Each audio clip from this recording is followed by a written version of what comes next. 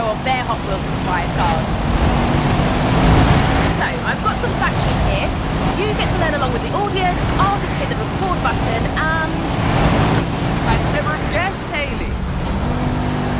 Stick with me, kid. The biggest Hot Wheels expert on Earth is about to take you to school. It all started with Elliot Hander, who saw the toy cars his son played with and thought to himself, I could make something better.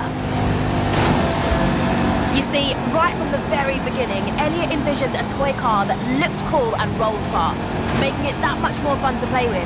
At the time, there was nothing out there like that.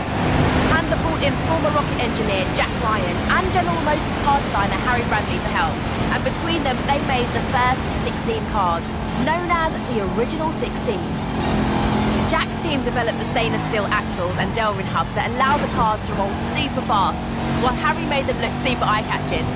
Harry and Jack's contributions became the pillars of Hot Wheels, performance and design. The first car off the production line was a custom Camaro, not like the one you're driving right now. See what you did there? Yeah!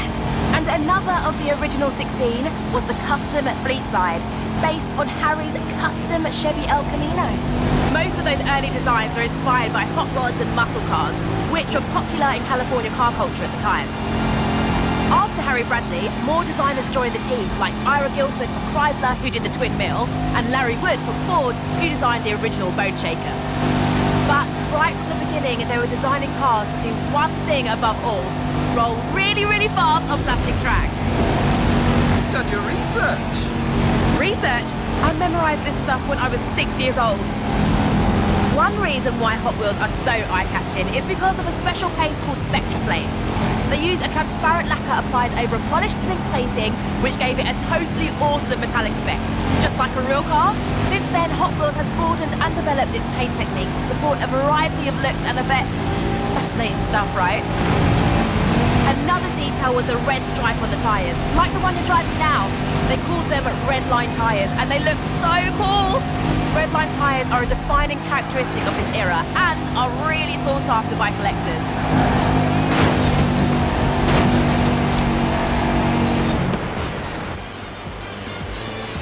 Nice drive. Here, take the Nash Custom 1957, winner of the Legends Tour 2019. Thanks, Hayley. Hey, listen again soon.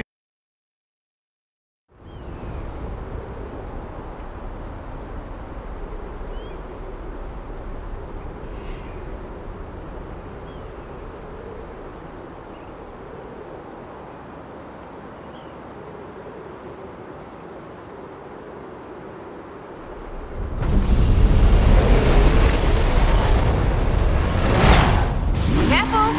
Technically, that's more than 1,400 brake horsepower you've got there.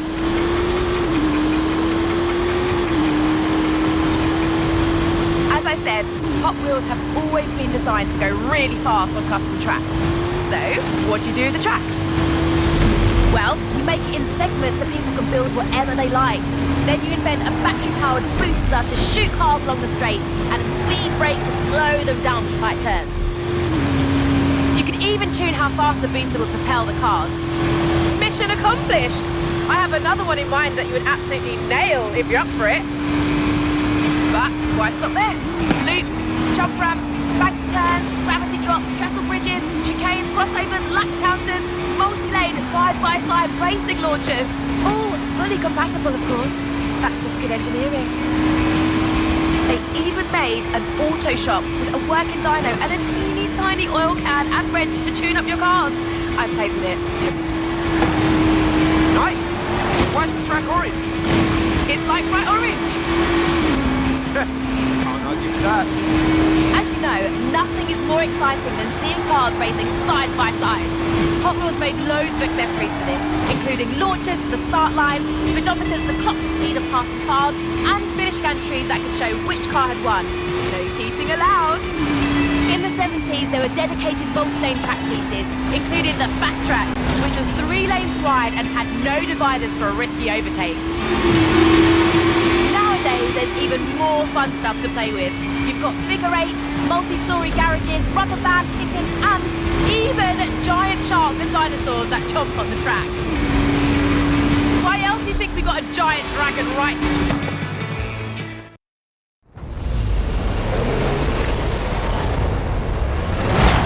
You've heard of John Prudhomme and Tom McEwen, right? They were famous NHRA drag racers in the 70s who had a friendly rivalry going on for years. John was a four-time National Hot Rod Association champ and Motorsport Hall of Famer. He was nicknamed the Snake.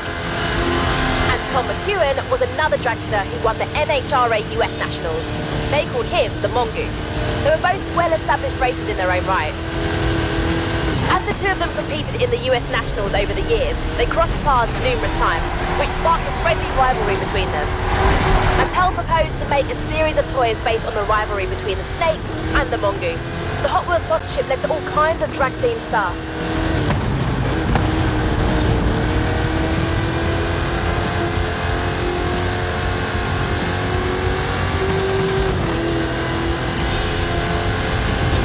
Hot Wheels came out with all kinds of new lines back then. You had sets like the Rod Runner and the Big Belter, which launched cars with rubber bands. The Big Belter could even detect jump starts, which is pretty cool, right? These were a smash hit and propelled both Hot Wheels and drag racing to greater levels of fame.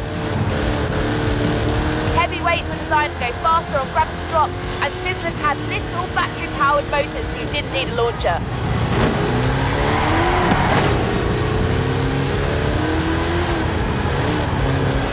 And a new designer named Paul Cam started drawing six-wheel designs like Six Shooter and Open Fire.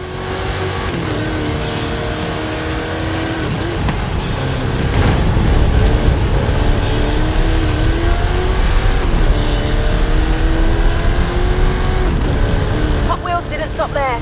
There were loads of other innovations like tampo printed patterns on the cars, which no one else was doing.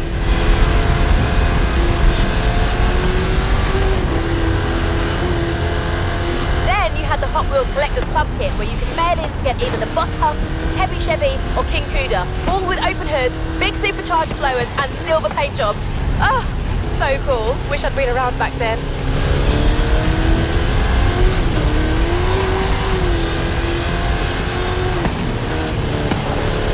You know what? All this talk about drag racing has given me an idea.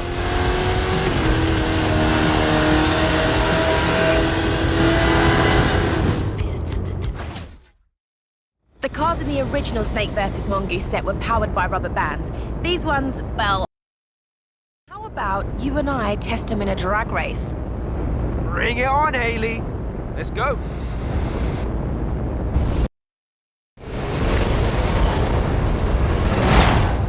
Time to see if that Snake has a bite.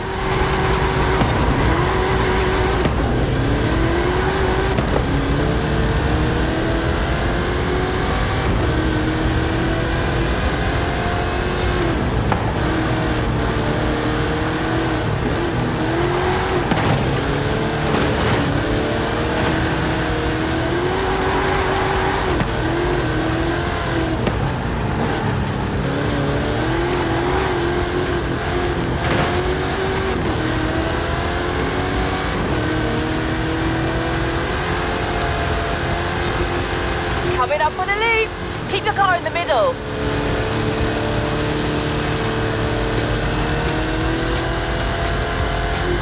Keep your foot down. Let me worry about the physics.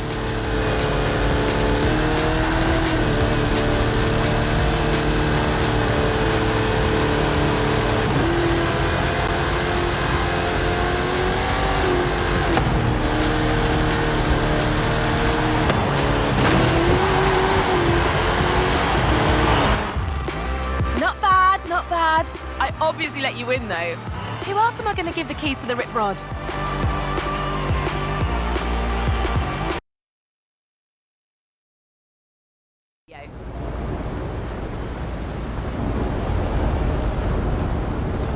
Fair warning, I've got loads to tell you, but I promise it'll be worth it.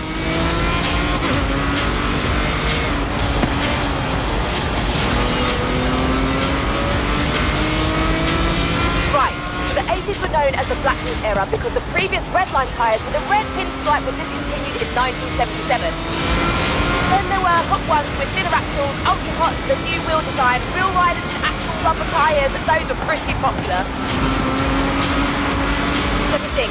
You've got pack-ups with damage panels, colour shifters that change in water. Oh, and you know the blue card blister packs you can recognise them across the store.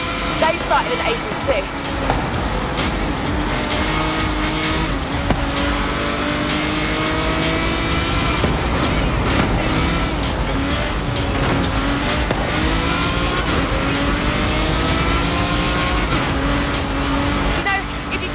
Cars, you can mail them in and redeem them for bonus cars. Know that? Oh, well, now you know that.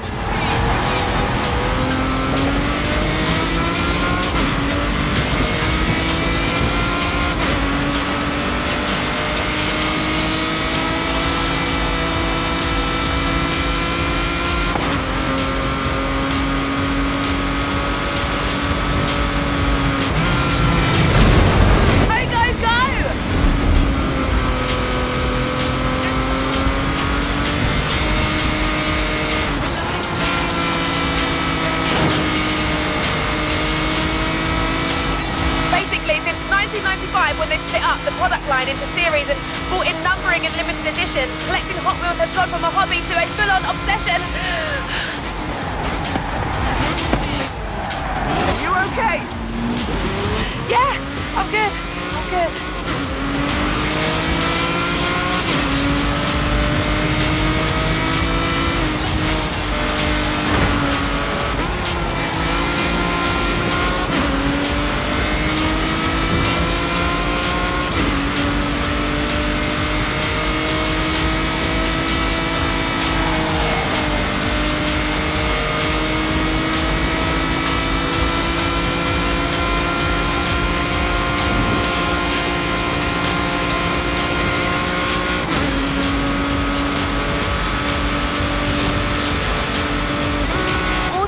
Era, Mattel bought Tyco Toys in '97, makers of the Matchbox brand of toy cars.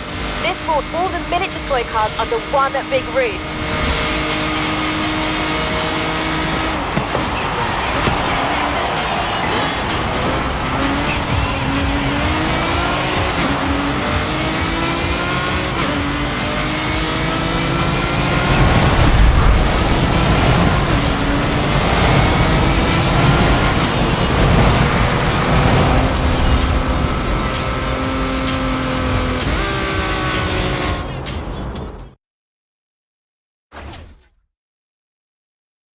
I've set you up with a rip rod for this one.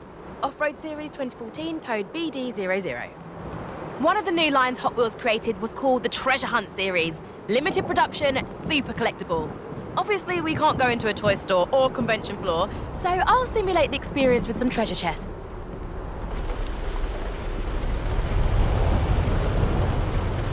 Go find that treasure! Select them all!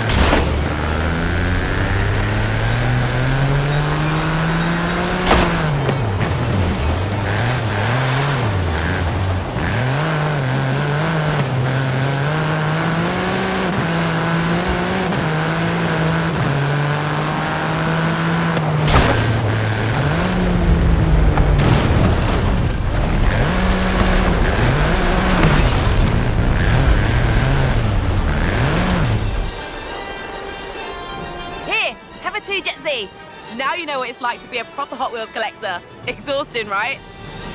Yeah! Worth it, though.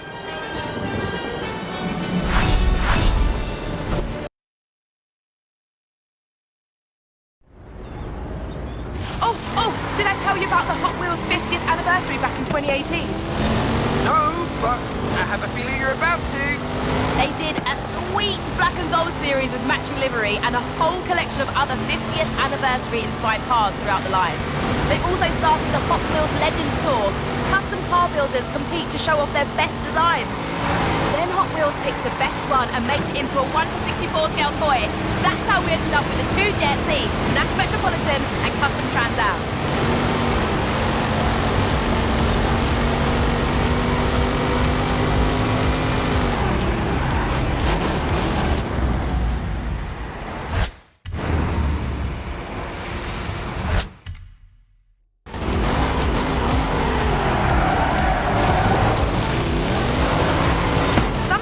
Opposite happens, where a toy car gets scaled up into a real one. Hot Wheels have made more than 20 full-scale cars and used them to break 3 world records with actual corkscrew jumps and double loops. It's wild.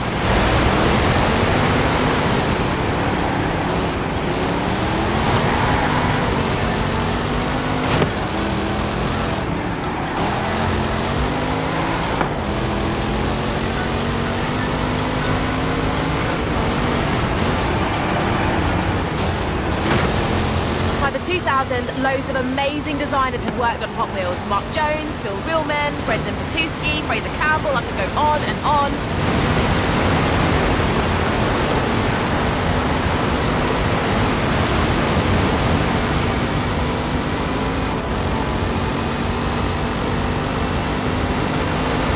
Between them, they made loads of creative casting designs.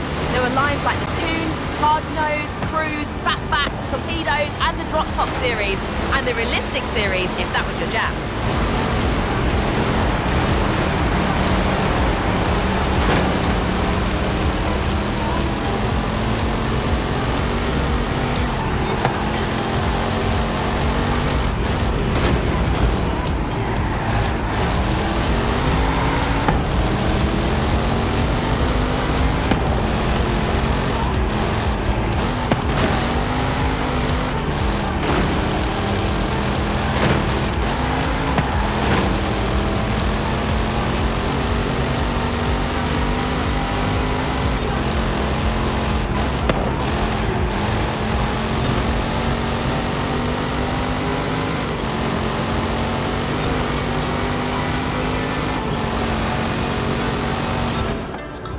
Nice.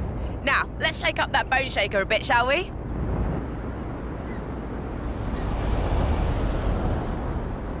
I know we're 50 miles above Mexico, but a little Baja expertise won't go astray. The Baja Bone Shaker is a modern take on the classic Bone Shaker design.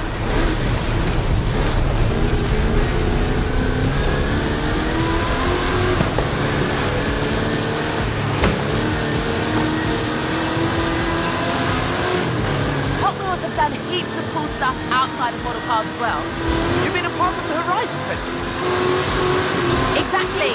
There was an animated movie in 2003, a TV series called Hot Wheels Acceleracers in 2005, and tons of video games going all the way back to an 8-bit version in 1984. Ah, those were the days.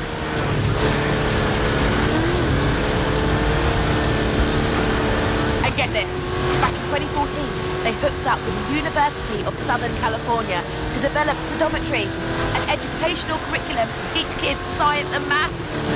Seriously? I know. And there's me, stuck in a university lecture on advanced analytics with no toy cars or anything. So unfair.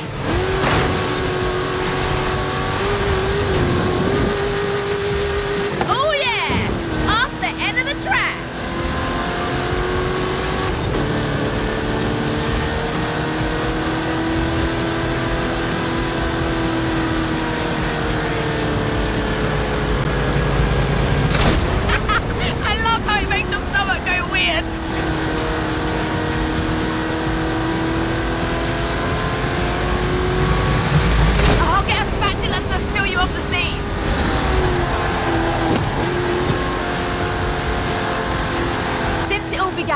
been 20,000 different designs, and at least 8 billion cars have been made. Impressive, right?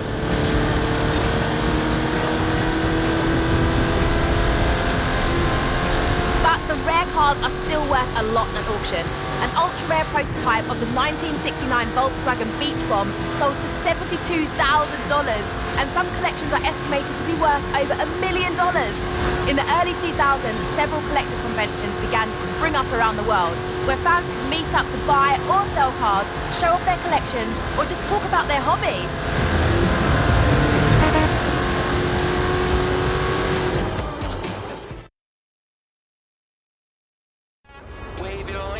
I figured we could finish the documentary in style with an epic stunt run in this piece. Don't ask how we got it up here.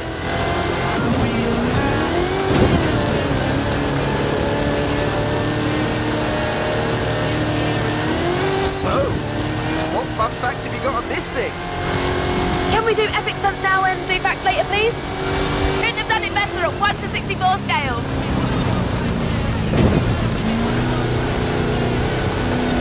Okay, fine.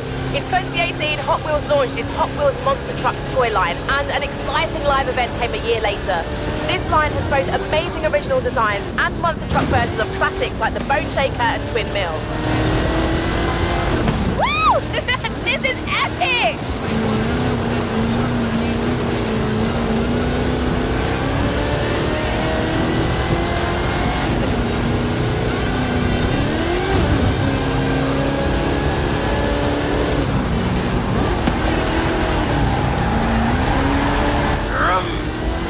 Sorry, don't need to do the most of myself, do I? It's not the same without the flame!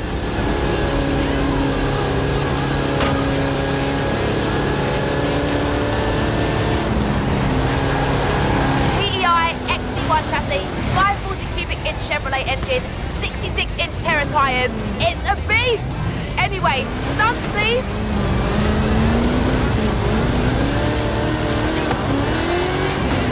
When it comes to trucks and skill chains, bigger is better. Very nice. We'll make a Hot Wheels Pro of you yet.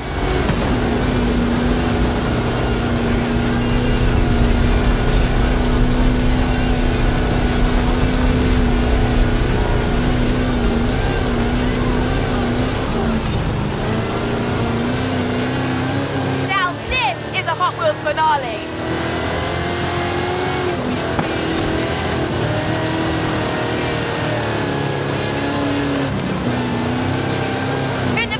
At 1 to 64 scale.